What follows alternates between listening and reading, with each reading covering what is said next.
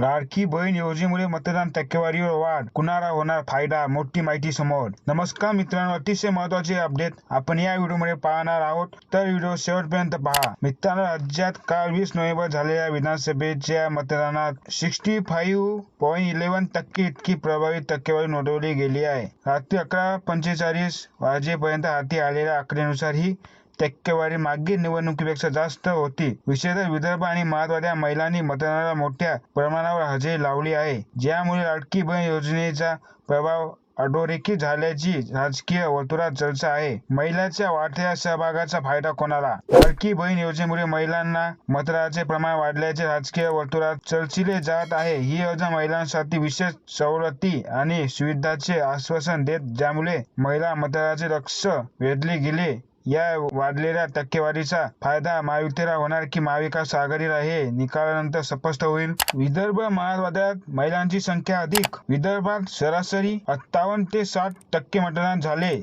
ज्यामध्ये महिलांचा सहभाग उल्लेखनीय होता. मराठवाड्यातही महिलांसाठी मोठ्या प्रमाणावर मतदान केले. ही वाढती टक्केवारी महत्त्वाची असून ती आगामी निवडणुकीच्या निकालानंतर परिणाम करू शकतो. मुंबई तुलनेने कमी मतदान. मुंबई शहराचा विचार करता इतर भागाच्या तुलनेत मतदानाची टक्केवारी कमी राहिली आहे. मात्र राज्याच्या इतर भागामध्ये मतदानाच्या आकडेवारीत लक्षणीय वाढ दिसून आली आहे. महिला मतदान निर्णायक ठरणार. लाडकी बहीण योजना महिलांच्या हितासाठी केंद्रित असल्याने महिला मतदानाचा ओढ ज्या पक्षाकडे आहे त्यांना याचा फायदा होण्याची शक्यता आहे. अनेक मतदारसंघांमध्ये महिला मतदानाची संख्या निर्णायक ठरू शकते. विशेषतः जिथे मतदानाचे प्रमाण वाढले आहे तेथील निकाल महायुतीच्या बाजूने जाते अशी चर्चा आहे. लाडकी बहीण योजनेचा प्रभाव किती खोलवर? लाडकी बहीण योजनेमुळे महिलांमध्ये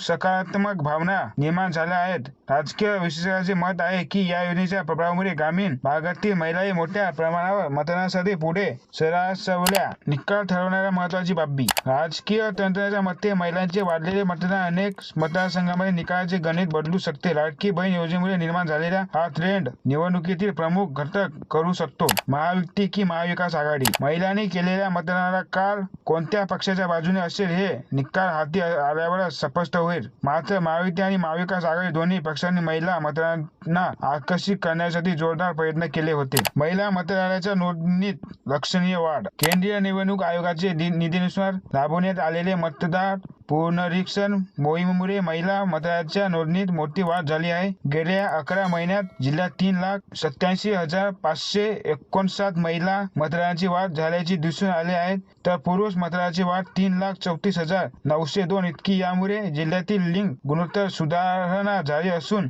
जानेवारी 915 असलेले गुणोत्तर ऑगस्टमध्ये 925 आणि नोव्हेंबरमध्ये 932 पर्यंत सुधारले आहेत. या वाढीमुळे महिला मतदाराचा सहभाग अधिक मजबूत होत असल्याचे स्पष्ट होते. तरुण मतदाराची संख्या वाढली. 11 महिन्यात तरुण मतदाराच्या नोंदणीत मोठी वाढ दिसून आली आहे. 18 ते 19 वयोगटातील मतदाराची संख्या 71,578 वरून 1,78,615 इतकी वाढली असून यात 1,60,027 इतकी वाढ झाली आहे. त्याचबरोबर 20 ते 29 वयोगटातील मतदाराची संख्या 13,05,947 वरून 15,61,354 झाली आहे, ज्यामध्ये 2,55,380 इतकी वाढ नोंदली गेली आहे. ती वाढ निवडणुकांमध्ये तरुणांचा सहभाग वाढल्याचे बोधक आहे. मित्रांनो, अशाच नवीन माहितीसाठी आपल्या व्हिडिओला लाईक आणि चॅनलला सबस्क्राईब नक्की करून घ्या.